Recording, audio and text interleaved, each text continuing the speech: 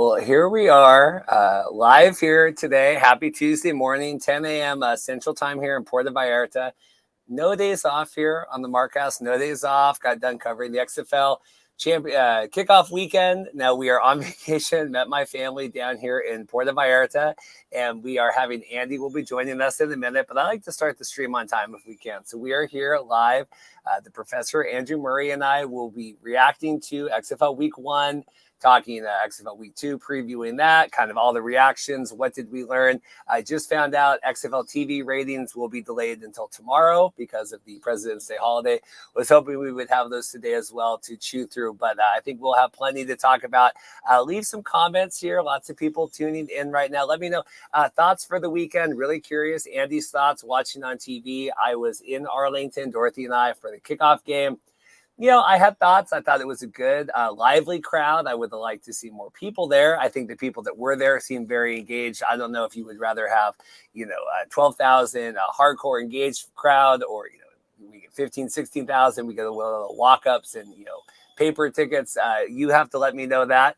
We have comments here. Jenna checking in. Good morning from Southern California. Thank you, Jenna, as always. Jenna is off to a hot start here. We had joked that Jenna would not know, would have terrible luck with her XFL teams, with the Renegades last time. And then Jenna obviously watches the Red Blacks and the Buffalo Sabres do okay. But Arlington came back, a thrilling victory there. We were right on that corner of the end zone for the big, takeaway, and they go back and do all that. We have Chris here. How about those Battlehawks comeback? So a lot of people now learning, I guess, for the first time, these wonderful XFL rules, the comeback and all of that. And we're flipping the field, fan control football style. We're doing the 4th and 15, all of that. Max is checking in. Hey, very good. So let me know in the comments, did your teams win? I thought on Sunday night, I was watching from the bar. I tweeted, I thought the Seattle Sea Dragons looked like the best XFL team for about the first quarter. I thought Ben DiNucci was doing his best ever Patrick Mahomes impression. Flipping the ball to Josh Gordon, I saw that tweet got, my sentiments got recycled by a lot of people on there. I thought DiNucci looked really good. I thought our defense looked really good. And then it just wasn't enough. And DiNucci had the 2 interceptions, the pick 6 and all of that. But thrilling there. We'll talk about Lemongate and all of that today as well. Tracking all of that on Twitter was very fun. We're trying to watch the game at the bar. My wife Dorothy, we're on vacation and what's going on, but really fun XFL weekend. I'll be curious Andy's thoughts. If he gives me a thumbs up, I think he's going to be ready to hop on here in a minute. Chris, switching to a new team, the Battlehawks. So now you have to remember to capitalize it correctly. It's all Battlehawks now. We don't have the capital H anymore. Joining me now, we have the Professor Andrew Murray. We're talking, what did we learn today?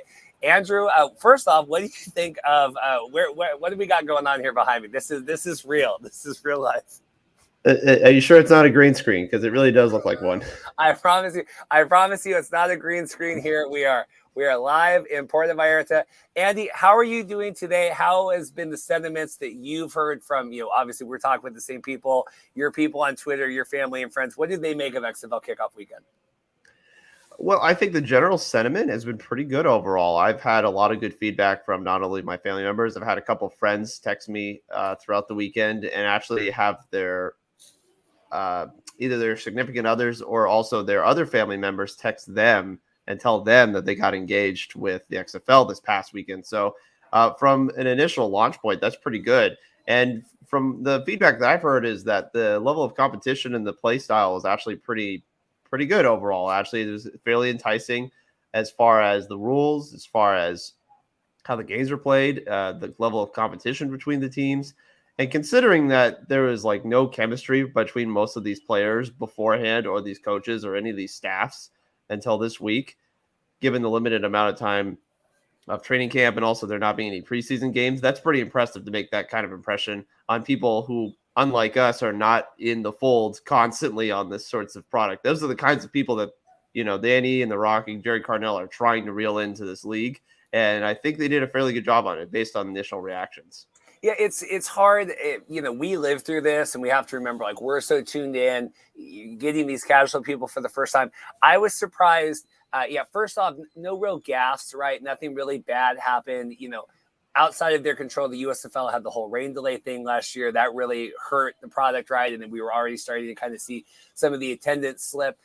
Like I said, I think Arlington could have been better, should have been better. We had the season schedule kind of, put out there late. I thought that there were no big snafus, right? Even the whole Lemongate thing for the defenders, I thought the gameplay was good enough that it didn't, it added to it, right? I was texting one of the XFL people yesterday. They were saying, hey, hot takes from the weekend. I thought the best thing about that was the game itself was compelling, and then that added to it, but it wasn't like it was this crappy game we're watching, 3-3, and we can talk about the San Antonio game, but it was like it was a bad game, and then this was, taken away from it, like we're doing the wave in the stands, WWE style.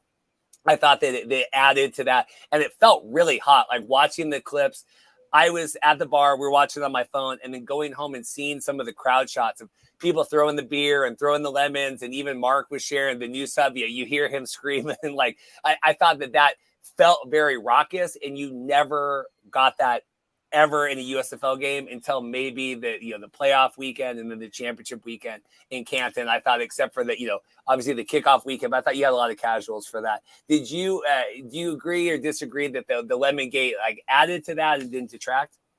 No, it absolutely did. I've seen events not of that specific value, but I've seen things like that go on in college football all the time. I still remember a couple of years ago the Tennessee fans had Lane Kiffin was on Ole Miss, and he came in and he won the game against Tennessee, and people started tossing mustard bottles on the field. So I mean, I've seen all kinds of projectiles hit the turf, and for it to be lemons was honestly kind of creative. I think Mark Perry talked about how people apparently get the lemons by buying bourbon at the stadium. So instead of buying beer, they started buying the bourbons and started chucking the lemons that way. I don't know if we're going to see another lemon in Audi Field ever again after this, but yeah, I mean, look, it did add to the ambiance because it was sort of a whole narrative of like, oh, we have this thing that we were going to do for 3 years, and now they've taken it away from us. What's our response?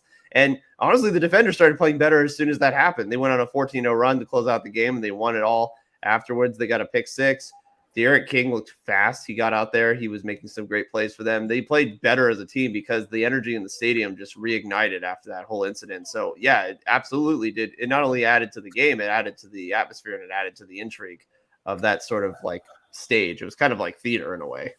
Yeah, I had to tell you, Max, I learned all about the Tennessee mustard bottle. I'm glad Mark had that insight. Yeah, because I'm like, why the hell are they throwing lemons into I'm a vodka soda drinker primarily, but I've never had a full lemon to be able to just throw out on the field. Trying to explain it to Dorothy, and what's going on in the beer snake, I said, all these people have talked about for 3 years is we're bringing back the beer steak. We're bringing back the beer steak. It's like Battlehawks and Kaka and all of that. We have the Defenders Beer Snake Twitter account now. We're it's Sea Dragons, their accounts talking to the defense. People would not shut up about the beer snake for 3 years, and then they go out, and I'm just like, oh my god, dude, nobody thought that. But I mean, I think that will live in lore for a long time. I mean, that is part of the XFL spring history lore now. I would love to have been at that game. I think that tremendously is certainly a much more memorable kickoff weekend game than the DC Seattle game in 2020, which was fun because I was there, but it certainly wasn't memorable to see Brandon Silvers really not perform well. Yeah, Lemon Gate forever characterizes that game, and I agree with you. It is probably, I think from a gameplay standpoint, it may not be the most memorable moment. I think that ending of the St. Louis and San Antonio game was really caught fire with a lot of people. A lot of media members I noticed were really focusing on that one. But as far as dramatics, yeah, that Lemon Gate story is it's one of the most memorable I could think of in spring football history, not just in XFL, but any game. Just such a bizarre event. I mean, that's something that would happen at a higher level, like the NFL, with Cleveland Brown fans tossing beer bottles at the refs, or something of that nature where just people started getting out of control. That's something you would see at a higher level of the sport, not necessarily in spring football. So yeah, it's just another chapter and a really interesting one. Does my audio sound significantly better now? I don't think I was selected into the right microphone. Yeah, I think it sounds cleaner. Okay, well there you go. It was sloshed over. There's not a lot of background noise out here right now, but glad to see we're doing that. I want to rank, and we'll get through all the details in the Brahmas Battlehawks one. I'm watching at the bar. Dorothy and I are at brunch down there at Deep Ellum, and I said we're gonna turn this like we're gonna go. I can't have Dorothy sit here and watch this whole thing. So we Uber to the next bar. I get a text from Max, and he's like, "You literally," and I caught up on it. I mean, I watched all the highlights, but it's like you literally missed the greatest moment ever in the history of spring football. I'm like, I'm so glad. I'm so glad. I wish that game would have started off a little bit more exciting. That was definitely the slowest start of the four. Do you think enough people stuck around? You said that it had a lot of traction. You saw him like Mila Kunis, or, everyone kind of tweeting about it. You think it had enough longevity that even though it was a poor start to the game, that people found out about it afterward? Yeah, absolutely. I mean, people were starting to retweet the rules and everything afterwards. I know, like I said, again, a lot of media members started to pick out like, hey, this is something that you can actually get away with in this league. And I think that's going to stick in people's minds going forward. As far as an entertainment product, I mean, I think the XFL did an outstanding job as far as showing people, okay, here's something you can engage with, and here's why you stick around until the end, because that's really the biggest thing for a lot of people is why should I care, and also why should I stay around for the entire time. I got a lot of comments saying they enjoyed the fact that the games were between 2 hours and 30 minutes and 2 hours and 40 minutes. They weren't too long, and that's the thing, that some of the halves felt fast, like they felt really fast, and my kind of internal clock as a football fan had to kind of adjust to that. Like I'm so used to the 3 hour plus slogs a little bit, and not always slogs. If it's entertaining, it's entertaining, but like I'm more used to that. And also college football where games can be like 3.5 hours. I definitely noticed a lot of people were commenting on that. So as far as like level of engagement, yes, I think it actually stood out. Even if people weren't around for the entire game, were kind of tuned out afterwards because it was 15-3. I do think people caught up on it later, and that's just kind of a thing that the league can hang its hat on going throughout the rest of the season. Well, the thing I liked about it is, we hear this all the time. Oh, in the XFL, like it's 18 points. It's still a 2-score game. Like USFL did that a lot too. Obviously adopting the rules and all that. I did have to. I enjoyed The Rock. I think had retweeted somebody and said, because they're oh, this is tremendous. And I think The Rock was talking about the kickoff, but we're talking about the rules nonetheless. And The Rock was tweeting out, and I had like, can we please give Sam Schwartzstein and company credit here? Can we please continue to do that? Like, the rules you like now, for the most part, came from, Sam and co back into 2020. But, the USFL, like they were talking about that too. And the 9 points, you can get 9 and go for 3 and do it.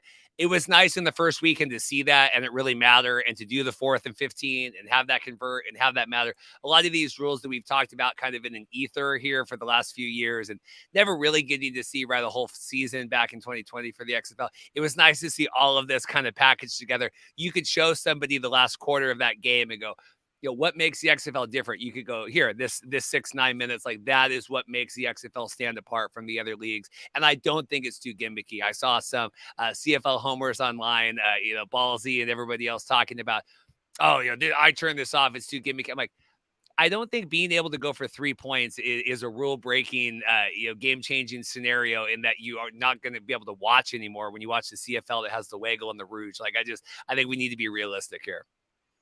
In that case, then the 3-point comeback, the 3-minute comeback period is gimmicky too, then, guys, if that's the case. But look, I think that the 3-point conversion is not gimmicky in any way, sense, or form. In fact, every single time I watch another game from another league now, every time I think that there's a 9-point deficit, I think, I could really use that 3-point play right now. Like that would be really, really key. And look, here's the point. You still have to convert it. The fact that the Battlehawks were able to drive down the field, score a touchdown, get a 3-point conversion in the first place to make it even a 3-point game, and then to go for the 4th and 15 conversion on their own 25 and get that, and then drive down again and get a touchdown. Like that's still something that's really almost insurmountable. Like they still had to execute that whole thing. They didn't just, oh, well, they got away with some really quirky rule that allowed them to get into this game, and that's not fair. No, they got it, and San Antonio would say as much, that they let them back into the game, and they shouldn't have. So I think that definitely comes down to play style and to execution as well.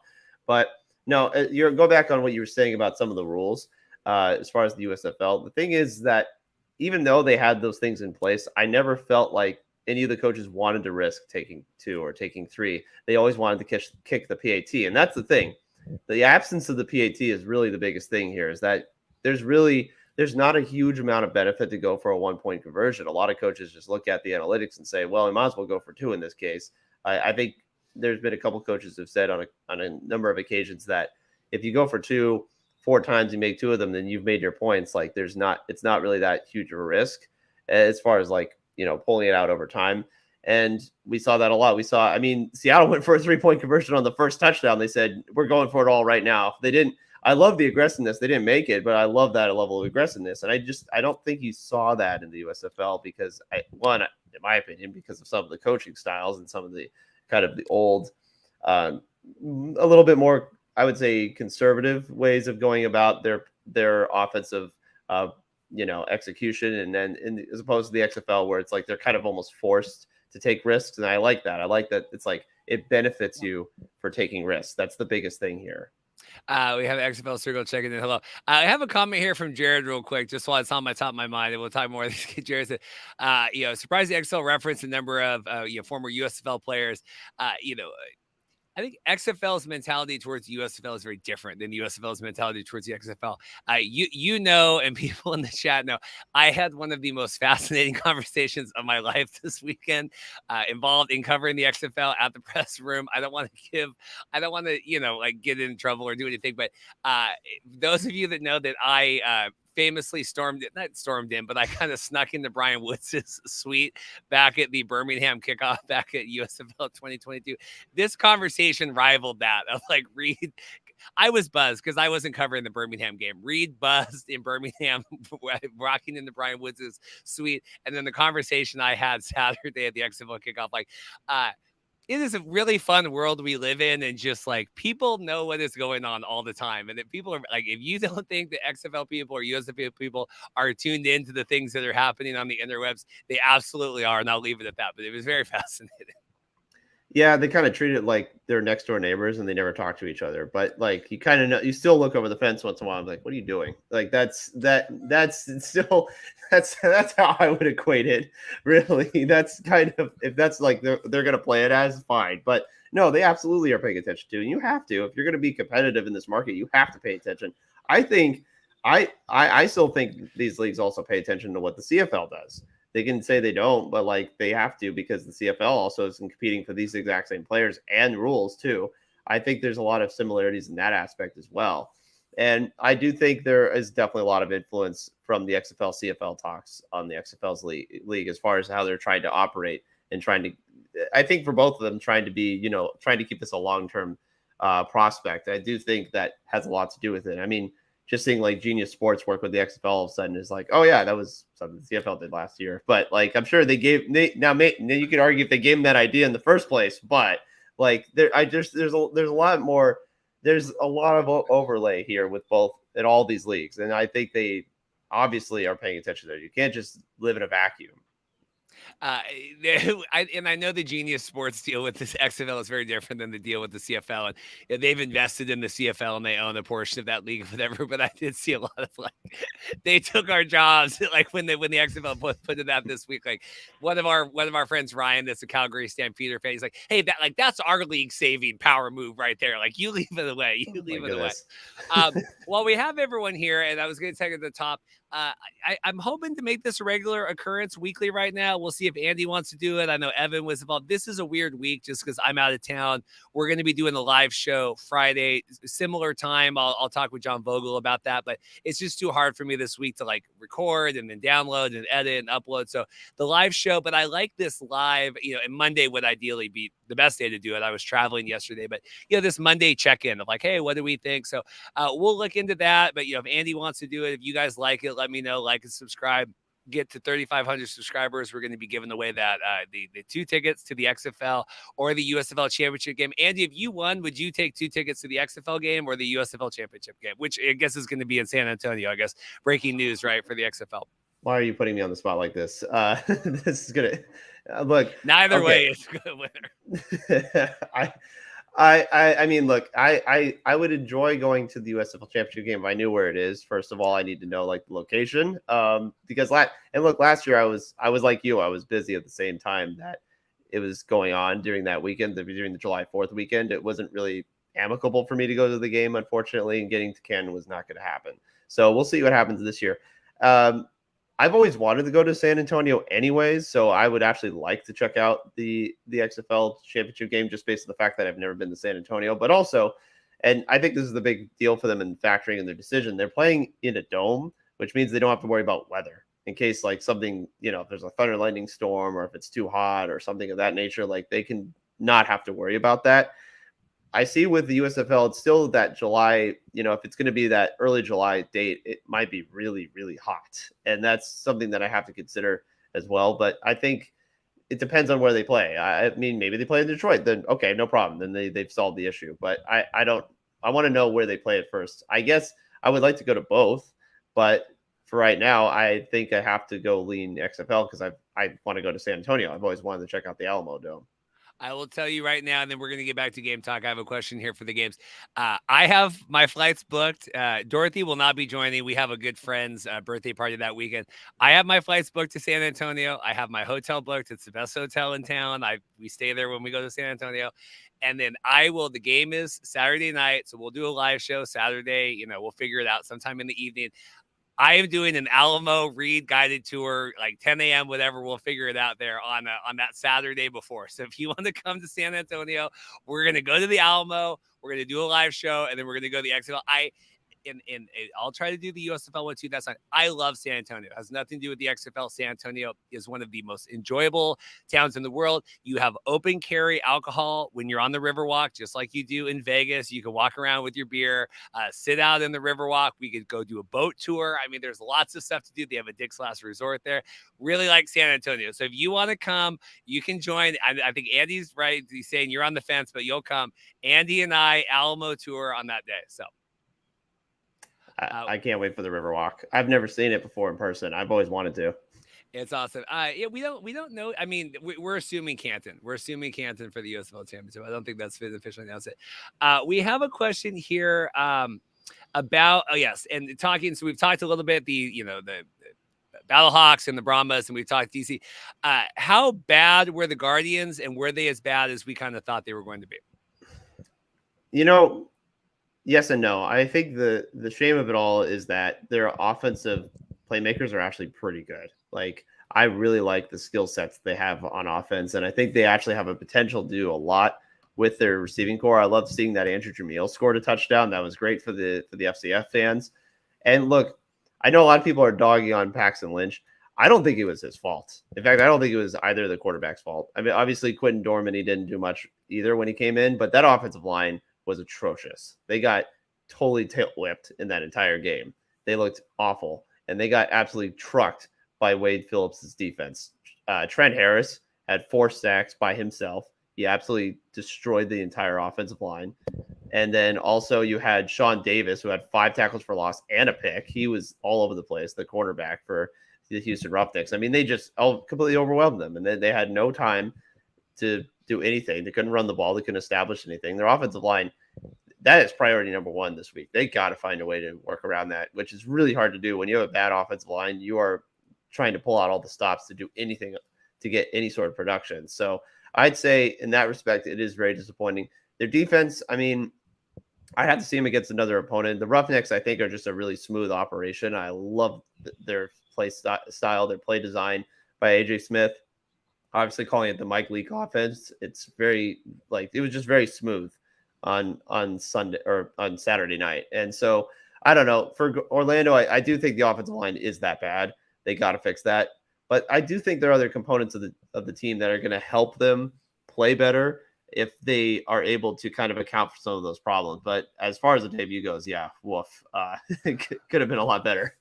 Yeah, I'm fighting the sun here. It's coming up over my shoulders, so we'll see. I don't want to be dripping sweat here during the show, so might have to adjust a little bit. We're here live. I'll just give a little tour here real quick. This is our patio here.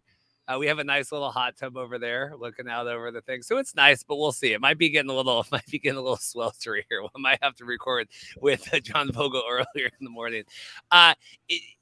For the Roughnecks Guardians game, do you credit it more to Wade Phillips being a very seasoned coach, right, to say the least?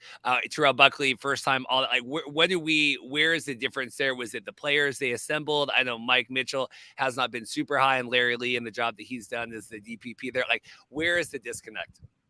I do think part of it is the personnel. Like, I do think some of it is not assembling the correct talent for this exact roster. And I do think some of it is obviously fitting to the scheme. I do think that the fact that Wade Phillips can go ahead and play, whatever variation of like the 3-4, for example, and he can just do whatever he wants, that's a testament to how Houston assembled their talent. And I do think that Orlando was not able to accomplish that feat in the offseason. Now, look, with Terrell Buckley, I mean, yeah, the timeout situation, he didn't really handle well at the end of near the end of the game. He also just didn't seem to have a lot of answers to what was going on, as far as obviously his quarterback's just getting absolutely beamed. I don't know if I would have taken Lynch out personally. I really don't think it was his fault. I think that was kind of the wrong move. And him trying out different quarterbacks, I mean, it's different from Seattle. When Seattle put in Steven Montez, I kind of understood it. I still would have liked to see Ben DiNucci stay in there because I thought he was hot at the time. But with this case, I just felt like it was kind of just trying something, like just to try it. It felt the same way as the Pittsburgh Maulers last year. And I know everyone's going to draw that comparison a million times, but it really was, it felt like, well, let's just put another quarterback in there and see what happens. I really don't think that's the problem here. I just think it's the fact that the offensive line play is poor. They didn't have much of a strategy for when they were down big, and they just never seemed to acclimate in any way, shape, or form. They got some turnovers on defense. I mean, that's the thing. They were able to get some chances for Brandon Silvers throwing a couple picks, but they just had no cohesion offensively. So I think it's roster building, and I do think it's accountability on not being able to adjust to what was happening in the second half. I got a question here about we'll move back. We'll kind of go back here to the Arlington game in a minute to finish up. Guardians, Roughnecks, Silvers. I think when he got signed and people we don't know. And he knows AJ Smith and they've run that before. And, he's a spring league guy and all that. Like, I thought Silvers looked good. I know I was texting, I think, with you, and I said, it looked like Cole McDonald's coming in. We're doing a little bit. Are we pulling? Like, are we done with Silvers now? Are we moving on? Are we just giving Cole more time to kind of, figure out the system and the scheme? Like, what do you make of the quarterback dilemma there?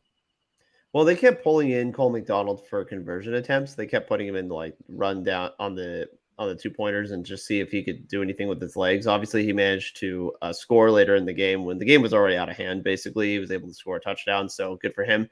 I don't know if there's much of a controversy there, but I think for most people in the room, at least for our media group, I think a lot of people are under the impression that he is going to eventually replace Brandon Silvers, but we'll see. I mean, look, Silvers did his job. I mean, he utilized his offensive skill players. I mean, he was able to get it to all of his guys. Like the guy who really stood out for me in Houston was John Tree Kirkland. That guy was awesome on Saturday. He was just making plays left and right. Max Borghi was awesome. He was just able to have his entire skill set utilized properly by the offense, running and receiving. I think he has the playmakers around him. Again, I said this on Saturday in our preview show. Like, if Silvers is able to utilize those weapons correctly, he'll stay in the games and he'll be able to lead this offense. But I think if he turns the ball over like he did in the second half, there might be a bit of a shorter leash. And if something goes really wrong where they just get off to a slow start in a game, would I be surprised to see McDonald? Absolutely not. I think they're just trying to find a way to kind of work him in, because obviously he's got a bit of a different skill set. He's obviously has a tremendous arm too, but I think they are just trying to figure out, like, can you be as reliable as Silvers? I get why he started the first game, but we'll see going forward. We got a lot of that, and when they had the depth charts and whatever come out this week, like, with Luis Perez and all of that. And I have a question about that as well. Obviously Brett Huntley did not get the start. Came into camp late, all of that. Luis Perez came out, looked really good. Obviously, end of the game kind of scenario there. What did you make of Luis's play in the Vipers Arlington game? I'm going to remove my camera for a minute. I'm going to do a big shift here, and I'll be right back. I feel like it was emblematic of what Perez's career has been up to this point. It's been times where he's looked really consistent and has looked in control, and other times where he's throwing interceptions and the game's getting out of hand. Like that just seems to happen to Perez a lot. And it doesn't matter like which league he's in. It's always just kind of this ebb and flow of like some games he looks really good, and then other games he's completely out of it. And the other thing happened with also this case, the two halves, the tale of the two halves. Like the first half, he looked great. He was hitting all of his receivers in stride. The Vipers receiving core was looking really good. Jeff Badet was awesome. He was hitting Martavis Bryant, Geronimo Allison, and yet somehow it just kind of got out of hand in the second half where he just wasn't making the right reads, or he wasn't seeing the field correctly, and he started throwing. I mean, he threw 2 pick sixes. That's your difference there, big time difference in the game. So I don't know what did you see from Perez, because it just seemed like he was off in the second half, like something was wrong. Yeah, it was I watched the first half of the game from the press box, which was a unique experience. It's never as fun. And I think for the Dragons games, that we're able to, obviously missing the one this week being in Mexico. I like being down on the field. I like being down in the stands, kind of seeing that. Dorothy and I walked around and kind of did all of that.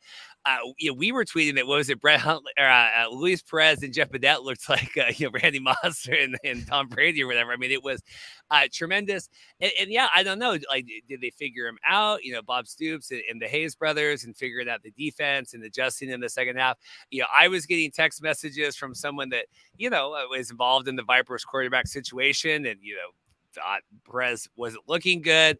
I saw, I enjoyed seeing Perez come back at the end there. And I really did think, God, if they convert this, we're going to get another, still an exciting finish. Wanted to have that conversion, but I thought he played really good. I think for what's asked of him and coming in, you're getting with Luis Perez. I think the ceiling is lower, but the floor is certainly higher. I think, I don't know if Huntley starts this week, but I certainly think by week 3, I mean, you don't bring in someone like that and pay the money that they did and not, have Brett Huntley play.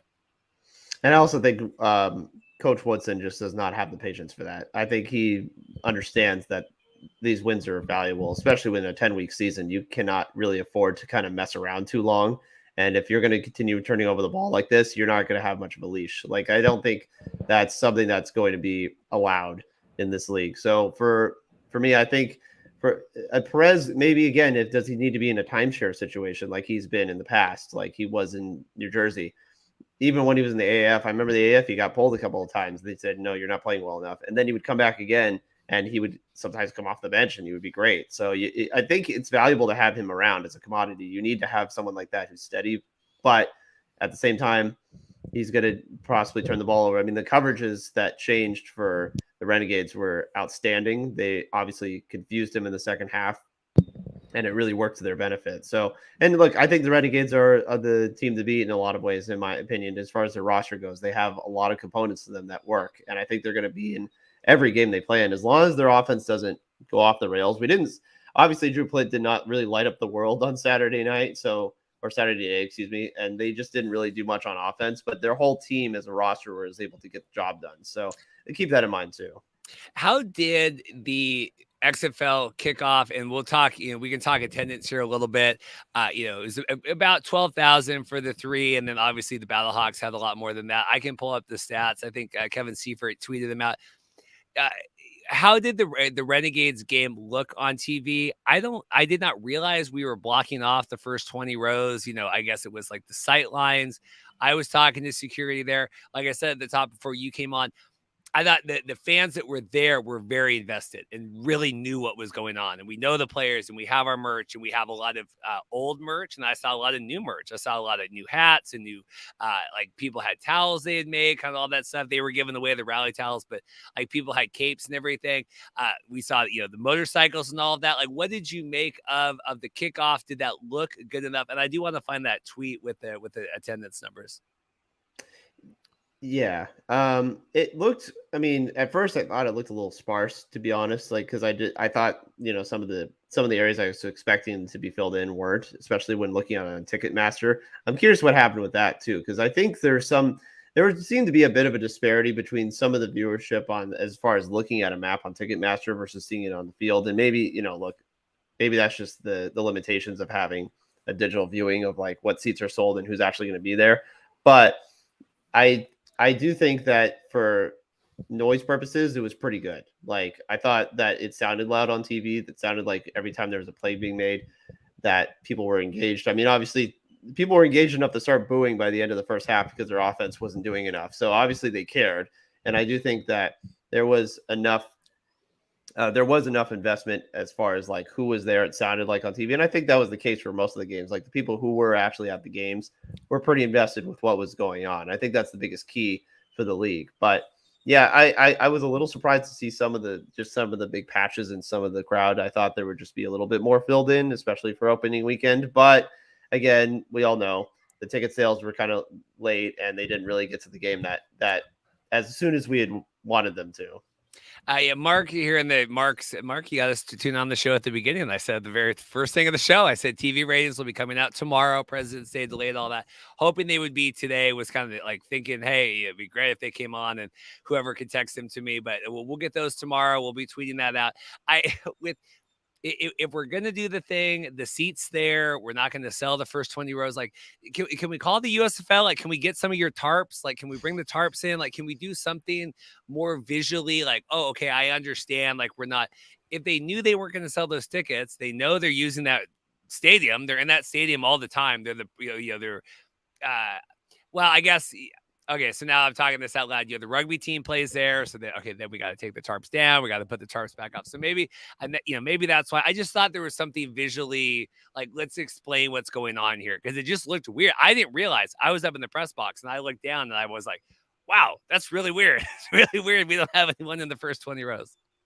Yeah, was not really expecting that as far as like the visual component of the game, but yeah, maybe logistically, like you said, they couldn't really get those down in time for their next events. So I guess for them, it's going to be a work in progress to see what happens going forward as far as like how they're going to sell those tickets. I mean, everyone will start looking at week 2 already and seeing or week 3 and seeing how that works out. But again, it's going to be interesting with next week because now you're going to have your first matchup of Texas teams with Arlington going to Houston. So how is that going to fill out? How are those fans going to travel? Are they going to be able to get those people in there? And are they going to be able to have that more filled out? So, which also, if I may real quick, just say that's probably also what's a good move, good part about the move for San Antonio being the XFL championship game, because now you get almost guaranteed you get a Texas team in there because look, 3 out of the 4 in the South Division are Texas teams. And based on what we've been seeing for the Orlando, I don't think that's going to happen either. So you're at least going to get some sort of Texas crowd in that stadium near the end of the season. And so you're going to actually be able to draw a decent amount of people. I heard a lot about how apparently in the past, someone was saying that, oh, the Renegades numbers were kind of low because a lot of people from San Antonio, from another market, would like come in and go to these games instead. But now they have their own team, so they're not going to come to Renegades games. Maybe. I don't know how much that really factored in, but I can at least see that. So being able to share those fans in these Texas matchups are also going to be pretty crucial for the league. Yeah, we have some comments here I'll go through, but just to run down the numbers, just official, the ones, because I kind of, whatever. Arlington, 12,047. Houston had 12,700. San Antonio, obviously the highest with 24,200. And then DC with 12,400. The average was about 15,379. Week 1 average was 17,455. He puts on here, and this is from Kevin Seifert, who was on the show last week where we did the preview for the kickoff weekend. The top 2 attendants, for 2020 were obviously St. Louis and Seattle. I am very concerned for that Thursday Seattle game. I saw they were tweeting that again yesterday, Haley and the team over there. Okay, let's get the ticket sales up for all of that. It's tough. It's tough on the Thursday there in Seattle. It's supposed to be like 20 degrees. It's supposed to be really, really cold. Not my problem this week, but it is supposed to be very, very cold there. Let me get rid of this. I want to do a couple comments about the Arlington crowd, and then we'll run through the others, and we'll get out of here. I think an hour is good. I think we do this hour recap here. They say, Pip says San Antonio and St. Louis will drag the average up. They're not happy with 12,000 for Arlington and Houston. Have to think they're looking for more like that. Elusive Poet, someone said blocking the seats had to do with the stadium and sideline. That's what the security guard told me. I mean, that kind of makes sense. They said they should have tarped it off. Max points out he doesn't even know if the rugby team uses those seats outside the grandstand. That I was talking with one of the security guards as well about how the rugby sets up in there. So maybe that is something they can do. Maybe that is something. And then whether it was of the 3 days we were in Dallas, it was the coldest day that day. It was like 72. It was like 68 the next day, and then like 72 the next day that we were there. So not the best for that. Any other comments on any of that? Harrison checking in, thought it was really fun. Sloppy, still fun to watch. This is about the best case scenario. My takeaway is on the field is that 2023 is closer to USFL than 2022. I assume that means in a bad way. I assume that XFL 2020 was better. How do you read that, Andy?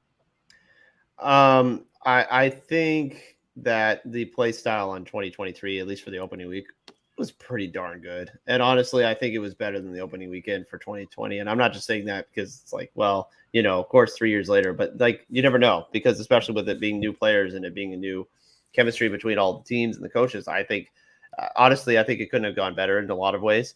The only team that seemed kind of out of place was Orlando. But other than that, like everybody else, every game was close. I mean, every game you had a 4-point game, a 3-point game, and a 2-point game. And I do think the competition was pretty good. I mean, some of the offenses were a bit out of sync. That's going to happen. Like, you're not going to have receivers in the right place where the quarterbacks want them. The offensive lines are going to have time to gel. You're going to need time to kind of like build that part of it. But as far as like everything else, I thought it was pretty good, honestly. Like the play style was pretty good. As far as drawing attendance numbers, weather is going to be a factor early on. I think even though it's spring football, we're still in winter, obviously. Like, it's still technically winter. And we are going to have to wait maybe another month before we start seeing maybe some consistently better weather in some of these places like DC or Seattle, or maybe, Texas, I think will warm up, but there's going to be a bit of fluctuation as far as having better weather across the board for people to actually feel like they want to go out there and actually want to enjoy themselves. I think that the XFL and the USFL have opposite problems, whereas the USFL like starts in a pretty good time, but then it gets really hot towards the end. Whereas the XFL, it's probably too cold at the beginning, and then it starts getting better as the season goes on. So they're both kind of working with that, but that's just, that's the changing of the seasons. Like, that's the reality. And, people obviously, I know you'll argue, well, fall, everyone goes to games in the snow in the NFL. I'm like, well, yeah, but there's like a pageantry to that, right? Like, there's like an ambiance to that whole thing. And that's also the end of the season. Like, that's different. Like, you're going to go to those games because they matter. So, and especially if it's a playoff game. So I think that's a difference too. Whereas when you're starting off in the cold, it's a little hard to sell that to some people. It is, you really, the ideal spring football, it's the tale as old as time, which has the better timeline. I really, when the USFL announced everything, I thought this is great. And you get away from all the March Madness and everything. And then the players can go in.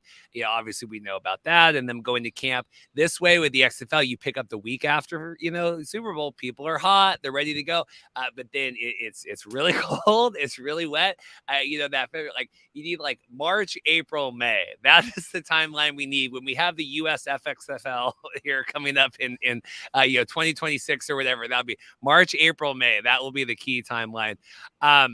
Pip's talking merch in the stadiums. I saw that. I tweeted that. I never saw Birmingham merch for sale when I was there. I guess it was. I thought it was good. I saw the Brahmas line was huge in San Antonio. I think teams underestimate how many people are going to be willing to buy the merch in the stadiums, right? Like, we've had this online for months, but people want to go buy it there. It's the same with wrestling that way. What did you make of that? Like the Brahmas merch line that I saw that was like literally traversed the whole, bottom floor there. I saw. I mean, it's merch that I would like to get my hands on too. I'm still waiting on the jerseys, and I'm still waiting on some of the other merch as well. But like it looks, from what I've heard, it also has gotten better quality as far as production goes. They've kind of smoothed out some of the snags in the production line. But I do think that it's a shame that some of the items are not on sale yet, but I do think that the enthusiasm is there. And I think, but fans always want to have merch. They want to have patriotic. They want to show their colors. They want to be able to like be part of the team and not just wear generic clothing. And it's great to see some of these old jerseys, with Houston, with Dallas, and see some of like the old paraphernalia. But like, you got to be able to, update it for other people, especially with all the jersey changes, and look more like the team that's on the field, of course. And I don't understand the whole thing about like, there are some people that are saying that, yeah, of course there was merch available for sale in the USFL. Well, it wasn't week one, but we were there, and I was there for all the games that first weekend, and I did not see any merch whatsoever. So that was already kind of like, to me, that was sort of a detriment to not have any sort of merch on sale. The only ones who were really doing it was like the Royal Retro guys. That was like the only ones that were really pulling their weight for that. But as far as the XFL goes, I mean, yeah, there's still things that could be out there, in a more timely fashion. But it is good to see that they've already started to address that in the beginning stages. The USFL, XFL, whatever you want to call it, tribalism, all-time high this weekend, all-time high. I could, not believe it. And I contribute. I mean, we all contribute to it. People don't like me, whatever. I will be, first off, I mean, I want to say it's not a competition. I mean, it is a competition, right? I mean, we have two competing spring leagues here, but, we get the attendance for the XFL. Well, that's not as good. Okay, well, the USFL was giving away tickets. Okay, well, it just goes back and forth that way. I'll be really curious to see USFL, week 2, they're doing the draft today.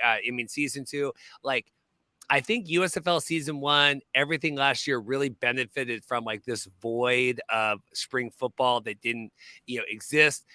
Spring league got a little bit of that, and then USFL exploded out. And I don't even know if XFL now, if the USFL didn't exist, I don't know if this would be the same. It was just such a hot time last year where people had waited just the right amount of time, and anything that was on, and whatever you credit the XFL for begetting the USFL, but they really benefited from that. And I'll be curious to see how the XFL ratings, when they come out tomorrow, what USFL. It was just a weird storm last year, but there's a lot going on right now in terms of tribalism. What do you make of that?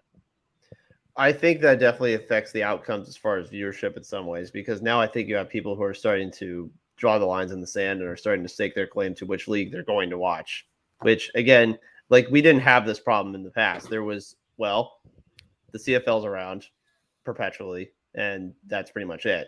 And you would have a spring league that would come in occasionally, draw in some of those viewership numbers, and then disappear again. Well, now you've got 3 of these going on, and 2 of them are going to be all 3 of them are going to be overlapping at different times. Like the XFL and the USFL are going to overlap a little bit. The CFL and the USFL are going to overlap a little bit. So the fact that you're going to have all this sort of just going back and forth of people who are going to be posturing over each other for all 3 leagues is just, I don't know. I find it to be unnecessary, because at the end of the day, football's football, and whoever is doing it in their own way, great. If you have ideas that you can pull from another league to make your league better, awesome, cool. I think it's going to be very heated for the next few months. It already started getting off like that this past weekend. It's going to be like this all year long. And I think this is not going to go away anytime soon, because people want to be right, and people want to have stake their claim, and people want to have their thing that they're really right about, and that they think is better than the other thing. That's just how they are. It's really toxic. It's really toxic. I keep reminding people, and I try to do the same thing, right? I try to remember, you do not work for either of these leagues. It's the same thing. I see the same thing with WWE and AEW and people fighting there, and Coke and Pepsi back in the 90s or whatever. I absolutely understand, and you have your preferences and you have what you like, but you unless you are employed by the by Fox Sports or by the the Redbird Capital and the XFL, you're they don't care. We're fighting, and it's not they don't care. It doesn't affect them at all. You just remember that, and just be kind to everybody here. Let's see here. 11, the Blue Skies. Oh, we got Dorothy's checking in from the pool somewhere. We got Dorothy checking in here. What does she got going on? Got about 10 minutes here. We're going to get out of here. Andy, the title of the episode this week, and I want to rank the games before we get out of here, but the title of the episode this week, what did we learn from week 1 of the XFL? What did you learn from week 1 of the XFL? So I have a takeaways article that I was working on last night. It should be up soon on XFL News Hub, but I took away a few things. First of all, from the first game, from the Vegas and Arlington game, as far as the gameplay goes, I think the Vipers receiving core is legit. I really like the receiving core a lot. I think they had some outstanding play, not only from Jeff Badet, who looks great. I'm so happy that he's finally healthy. You had Geronimo Allison making some big plays. You had obviously Martavis Bryant in there. Everyone was looking forward to him. Matthew Sexton was great as a 4th down receiver. He is a great possession receiver. He was just moving the chains for the Vipers. I think they're going to be really good on that end. That was kind of a not a surprise, but I was pleased to see that they were able to continue performing so well throughout that game. Then you had obviously the Guardians' offensive line troubles. We've talked about that. That's a big takeaway from that game, and the fact that they need to fix that soon. People are already saying that San Antonio going to Orlando this weekend is a get-right game. Like, that's not good in week 2. They'll already be saying that about an opponent. So that's another one I took away from. The obviously the rules. I mean, the comeback rules are awesome. That's a huge way to keep people engaged. St. Louis, San Antonio was great at the end. And I think that's going to keep people engaged throughout the game because you never know when it can just change on a dime and it can be able to turn over. And then obviously my last point about the last game, DC Defender crowd is insane and they are as rowdy as ever. Like they were waiting this whole time and they were not going to be denied their snake. And when they were denied their snake, they were very upset. Yeah, to me, and I'm not the biggest soccer fan. I've been to soccer games, really, and obviously Audi Field and all that. But felt like just rabid. Even the people I was there at the Renegades game were rocking out and they're drinking and they're yelling and cheering. We were kind of over. It's such a weird stadium there. I guess it would have been like some of the outfield seats, like we were sitting, or it would have been like end of the first baseline, looking out. But people are really excited. The thing that I learned, there's not as many fans right now as there were obviously in 2020. There has obviously been attrition, across the board. Brahma's built up, their numbers are down that way. The people that are there are excited, right? We have to build that back up again. But for me, the commentary, and I know there were some issues, like the people saying the announcers didn't know, like this is week 1. We don't know all these players. I don't know all these players. And I do this every week. Like, we'll get to that. I thought the on-field, the rules, the excitement I got felt like 2020 to me, right? And for whatever reason, and it could be read the hater, but I never got that same feeling outside of USFL week 1, the kickoff. Maybe this will dissipate as well with the XFL. We get to week 3 and whatever. As long as they continue to build, I feel confident right now they're in a good spot. I mean, I think that speaks to how fans really matter. I'm sorry, they just matter. It makes a huge difference in how you consume the product when you see people there and you see a considerable amount of people who are not only there but they are engaged in the product. That's a huge thing. And I don't think that we saw that enough, obviously, last year in the USFL because there weren't people there. Now they have a chance to change that this upcoming spring. They have 4 hubs, so maybe more people show up and maybe that finally changes. And if that is the case, great, awesome. Then we can talk about that again. But that is such a huge testament to having a successful league, is having fans who actually care, because you don't stick around this long and you don't come back this way if people don't care, period. That's just how it is. You can start up, you can have a nice fancy startup. You can try to sell people all you want. If they don't care, they're not going to show up.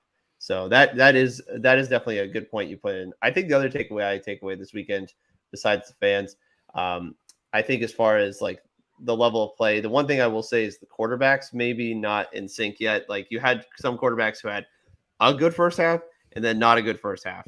Brandon Silvers being that way, Luis Perez being that way, Ben DiNucci in a lot of ways. That happened to him too. Like everyone kind of had like their moments, but they didn't really have an entire game that they performed well. AJ McCarron, I mean, he didn't play well most of that game, and then the last 2 minutes he was spectacular. Same with I think in the case with like Jordan Tomlin, I think he was okay in the first half, and then they kind of went towards Derek King, who, by the way, Derek King looks fast. That guy is a lightning. I cannot wait to see more of him. He was awesome on Sunday. But yeah, I think some of the quarterback play is going to be the ironed out. And I know a lot of people will point to that is, well, where's the quarterback play? Where's the quarterback play? I get that. I think that's just something that's going to need time to kind of simmer and marinate as teams try to figure themselves out on offense. That's probably not going to be solved for a couple of weeks. And I think that's just a matter of not playing enough together. Ken had a comment here. I hope Dorothy's okay with you doing this on vacation. It's an hour. We're at the pool. We're at brunch. We're doing that stuff. We're getting there. But yeah, Dorothy, very patient. Feel more than Dorothy coming with me all the way to Arlington on the way to the Mexico vacation. I had a comment here. BF 2021. Read the book Football for $1 and tell me the USFL history isn't cooler. I interviewed the author of the show on this podcast, and I can tell you, Jeff Roman is not a fan of USFL 2022 or USFL 2023. So I can certainly do all that. Before we go, last comments. Rank the games, 1 to 4. What do you think? I'll give mine.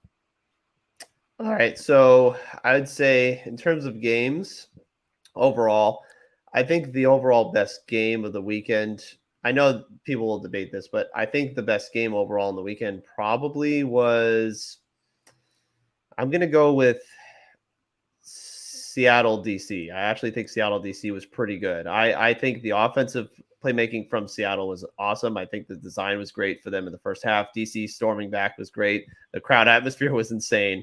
And I think that a lot of the different like playmakers we saw out there were great. And you had a great finish, obviously, with Seattle fumbling on the 1 yard line and not being able to take it in and not being able to go for the winning score. I think that was the best game too. Okay, controversial. I'm actually going to put Arlington and Vegas too, because I actually think the ability for the Renegades to kind of come back was also important. I think that overall game flow wise, I felt like that game went a little bit faster. And the reason I'm putting it too is because I'm putting San Antonio and St. Louis 3. I know that finish was fantastic, but most of that game was kind of a slog. There was not a lot going on offense. There's a lot of inconsistencies. And I don't think it really utilized that home crowd as well as it should have. I mean, that was the biggest crowd of the weekend, and I just felt like it wasn't as engaging. I'm not saying that's fault of the fans. I'm just saying the product that probably was a little bit underwhelming for me, and I felt that it could have been a little bit better. I mean, yes, the last 2 minutes were great, but I think the time leading up to that was a bit of a slog. And then obviously number 4, it being that Orlando and Houston game, poor Orlando. And look, I thought Orlando had a chance to score more points, and they just didn't. They just had so many problems on offensive line, and Houston just kind of ran them over. But, most of that second half, it was kind of like, yeah, okay, this is what's going to happen. Like the results with basically the check was in the mail already by about the third quarter. Yeah, I agree. Max says Andy Murray hates defense.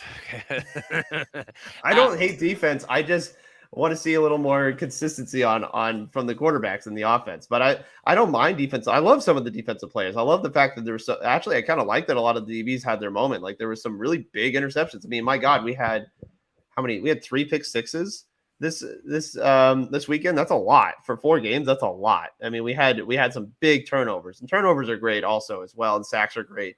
I just I just think that there could have been a little bit better flow from some of from the St. Louis team and from the San Antonio team as far as their offense. I think that they're still figuring it out. It's going to take some time. Yeah, good defense and bad offense are sometimes interchangeable there a little bit. Jenna put her rankings. Put your rankings in here before we go. We got just a minute left. I'll give my rankings and then I'll plug everything and we'll get out of here. I think absolutely number 1, Seattle, DC. I think with the bullet, I think the Lemon Gate, everything. I saw one of the Seattle sports writers tweet out, certainly not the worst 1 yard possession in Seattle sports history. Did not enjoy that, but but what I like about that though is like I felt like, and this was one of the points I wanted to make.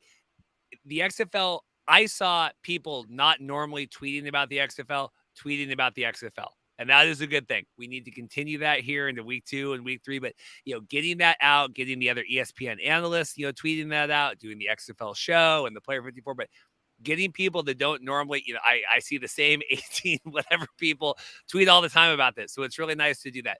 DC, Seattle, number 1, everything involved in that. I love seeing all the videos and the people celebrating. Danucci, everything else with that. Plus, it's that's my team, so that's good. Definitely, I would put Arlington above there at number 2 as well. I thought the gameplay, start to finish, was better. Obviously, you have the pageantry of the kickoff and all of that stuff.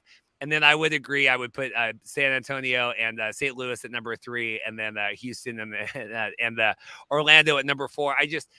I wish that first half of the Battlehawks Brahmas game would have just had just a little bit more, and I think. I'd be curious to see how many more people would have stuck. I don't know. We obviously don't know the ratings yet. That'll come out tomorrow. But, was there a dip there? And, people's like, we have maintained more if there was just a little bit more offense there in the first half? Yeah. Well, also, I think St. Louis they just were not moving the chains at all. Like they were just getting stonewalled on offense and they were just not converting any attempts.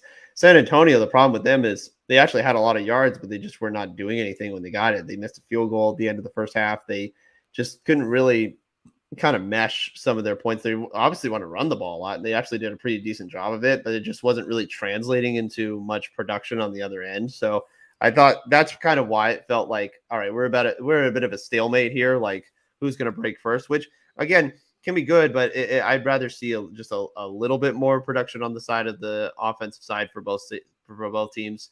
But again, the fourth quarter, was great because San Antonio gets out to that big lead, and you're like, all right, well, they're gonna run away with it, and then St. Louis comes back in. So the fourth quarter again made up for a lot of that, but I think that's just kind of again ironing out a lot of the kinks, which St. Louis has a chance to in 2 days now when they go to Seattle. So they got a really quick turnaround to try and figure that out. Yeah, it'll be good. So looking forward here. I got to talk with Vogel because John Vogel and I were going to do a show. Do we do it Thursday morning before the game, or do we do a Friday morning normal? Maybe we'll do the Friday morning react to the Sea Dragons game, normal time anyway there. But I think this will be a weekly occurrence. Like I said, like and subscribe, get to 3,500. We're going to be giving away the XFL or the USFL championship tickets. I appreciate Andy coming on this week. If he wants to come, Andy is always welcome, ride or die with the XFL kickoff as well. But I like this. I like this Monday morning or Tuesday this week. Appreciate you guys, working through all the camera issues as I shift out of it. Gets very hot here as we get there. So I appreciate that today. But internet held up. You can see in here. I think it's all going to be okay. The DC. The Dragon Cup, whatever DC says, good job. So I think we'll do that. Andy, anything else you want to plug before we get out of here? Yeah, like I said, I just have an article coming up on XFL News Hub very soon about takeaways from this past weekend.